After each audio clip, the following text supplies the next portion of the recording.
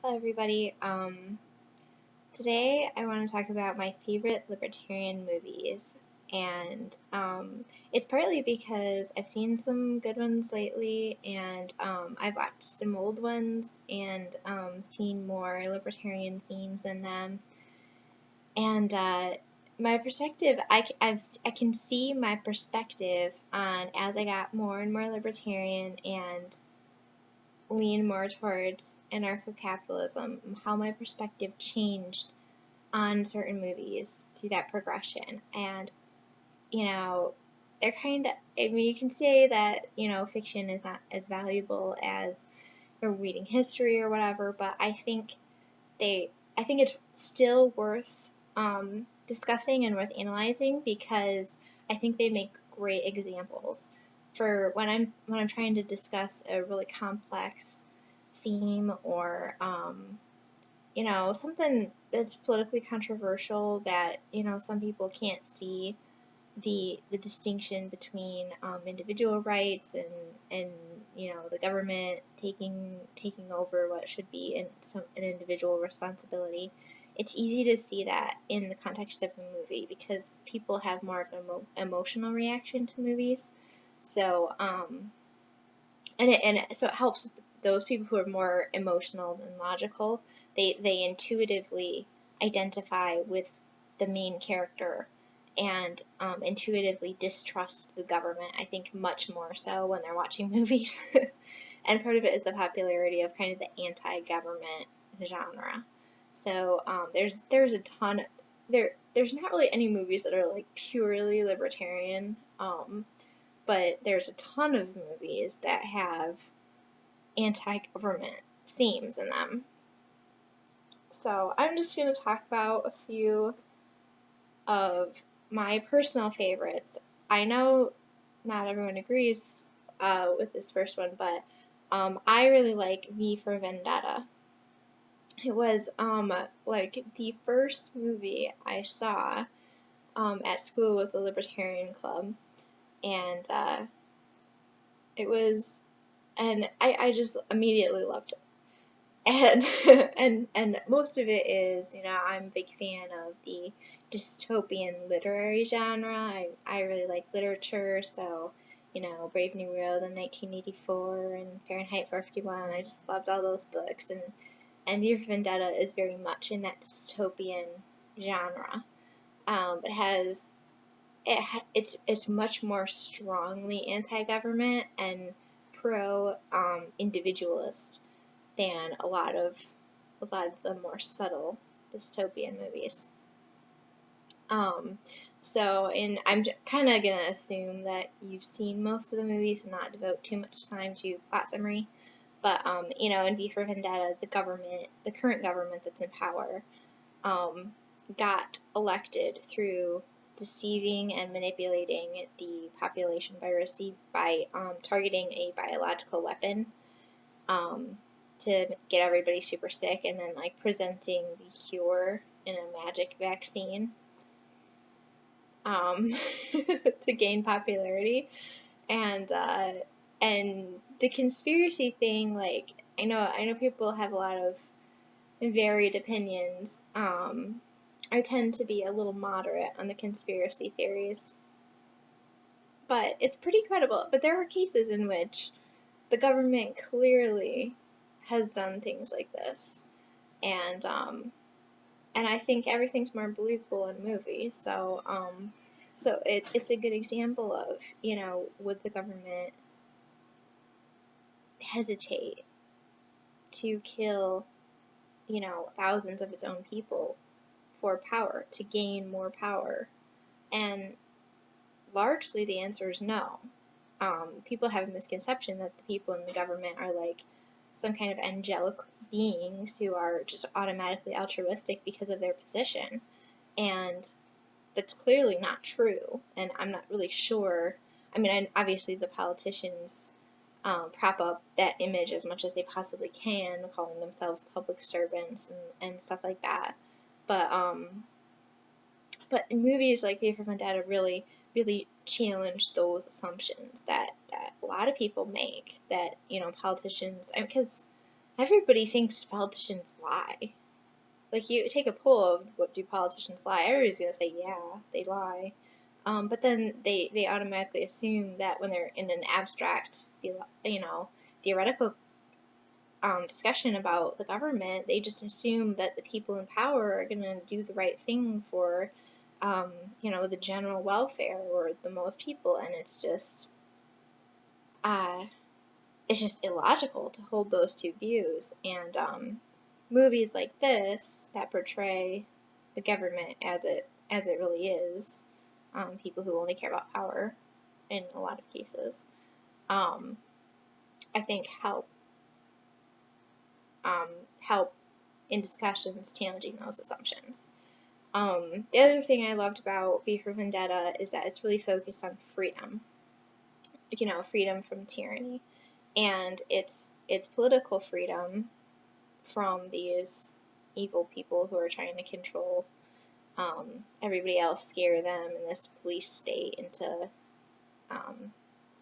following really strict rules, and also personal freedom, because Evie, who's the heroine, she's not just free from the government at the end of the movie. She's free from the mental slavery that kind of government indoctrinates into their people, that the fear and kind of the self-regulation that goes along with those situations. So I liked that too, the kind of the psychological aspect of freeing your mind before you can free society, so to speak. Downside to V for Vendetta is that he assassinates people partially motivated out of revenge, and that doesn't necessarily square up with the non-aggression principle super well. So it has that one little moral drawback there, where you can get into some ethical issues by advocating, blowing up government buildings with civilians and collateral damage and all that. But in general, I was inspired and challenged by the movie, and I will remember the 5th of November. So, in that sense, I think it's good and beneficial to the cause. The second one I want to talk about is a little bit more nuanced. It's The Dark Knight Rises, which is Batman 3.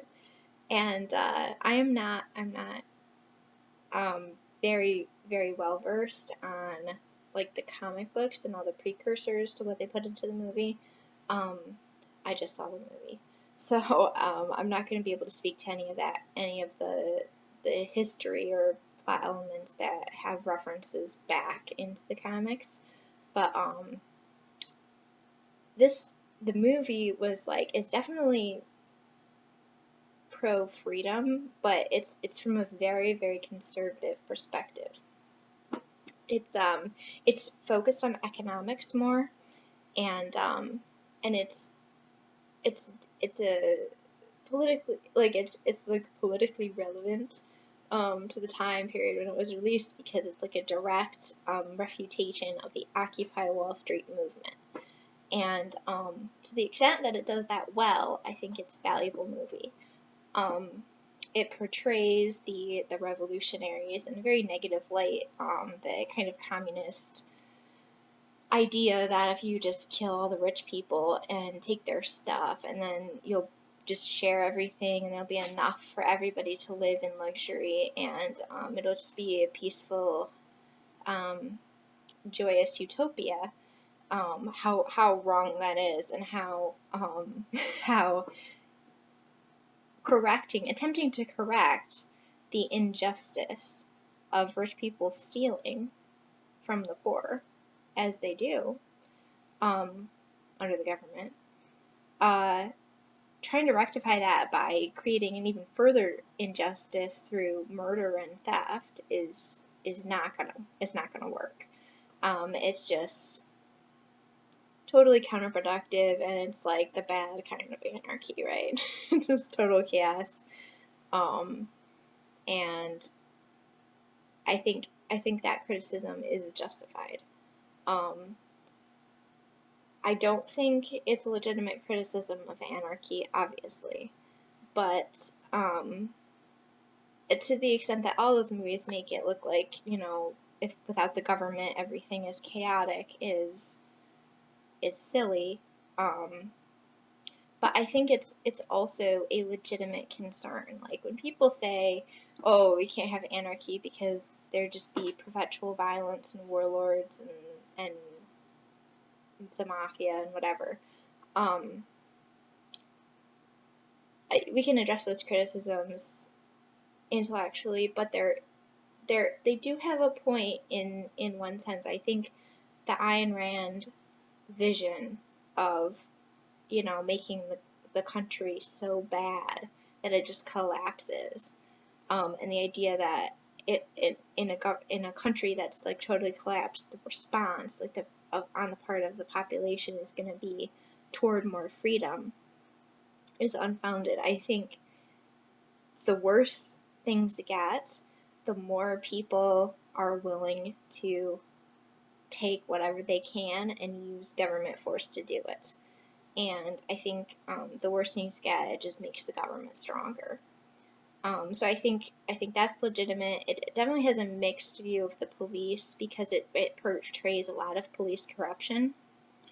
But at the end of the day, the police, from the perspective of the movie, can be used as a force for good, I think.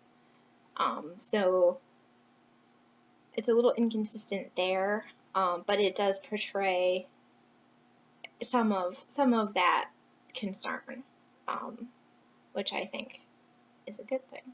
It has a little of the Iron Man idea of, if you have some super awesome weapons, like, don't give them to the government because the government can't deal with that stuff. They just fall into the wrong hands and they do stupid stuff, and tyranny is the end result. And even in superhero movies where you've got somebody who's out there protecting freedom on a personal, kind of like a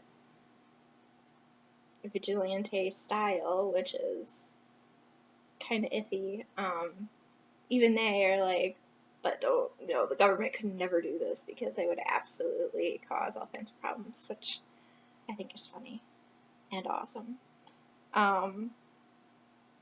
So yeah, so Batman is definitely a moderated. It's not libertarian, but it is critical of leftists and communists. So we got that. So it's partly good, and I really appreciate it. When it came out, I loved it. And now I'm much more critical, which is interesting to me in kind of a way to track my progression, my ideological progression. Interesting. Other than that, those are kind of the three most obvious libertarian movies. This is kind of a blast from the past, but my favorite, the movie that I think is the most libertarian of kind of all the action movies, is The Last of the Mohicans. And it's old. It's like from the 90s or something. But it's so cool. Like, it's based on a book, and it focuses a lot on the people of the frontier where there is no government. So it's like, I guess I shouldn't say it's the most libertarian, but I think it's the most consistent with like anarcho-capitalism. Because there isn't a government. It's just like the people on the frontier, and they're trying to build a life for themselves, and they're trying to get away from the government, and the government is coming to them, and there's, it's the setting in the beginning of the movie is written down. It says, in the 3rd year of the war between England and France for possession of the continent. And even that wording shows the perspective, kind of an indifferent perspective of, yeah, there's these two countries that are fighting over the continent, and these frontiers people are just caught in the middle. There's a little bit of historical revisionism on the view of the American Indians, the idea that they're, normally a very peaceful, environmentally friendly society, and that's, not super accurate, as we know. But that being the case, it's still really good. It's kind of a minor part of the movie, but that the self-reliant and individualist themes are the most prominent, and everything is about that. Like in the very beginning, the main character Hawkeye says to the British soldier who's trying to get recruits for his army, I don't call myself subject to much at all. When they're calling on him as a subject of the British Crown or whatever, and that's like shocking to me to go back and see, people saying, hey, I don't acknowledge the authority of the government. That's a huge statement, and I was surprised and impressed by that. The other quote I liked was, someone says, the frontier is the only land available to poor people. Out here, they're beholden to none, not living by another's leave. And that just reiterates the same idea. Back in the towns where political control is prevalent, there's class, there's classes, there's all this, all the politics where, people are manipulated and controlled. And these people are able to move out to the frontier to a dangerous and a hard life, but they're willing to do it in order to be free. And that's, I think, both inspiring and challenging, that that level of commitment to freedom and to a better life, and how much more possible that is without the government. The American frontier. Yeah, and originally the frontiers people do feel some obligation to England, fight on the side of England, but when they clearly ignore the laws and the English common law and all that, one of the settlers says, all they have over us then is tyranny, and I will not live under that yoke. And that's a challenge as well, because we clearly live under tyranny in many aspects of our lives, and that is the question, isn't it? Whether we are willing to live under tyranny, or if we will refuse. So Last of the Mohicans, that's my favorite. I like it a lot. There's a couple more videos I want to talk about that are maybe less traditional, less obvious, and I think I'll do that in a different video. This one's getting kind of long. So hope you like it. Let me know. Let me know what you think and what movies you like. Thanks for watching.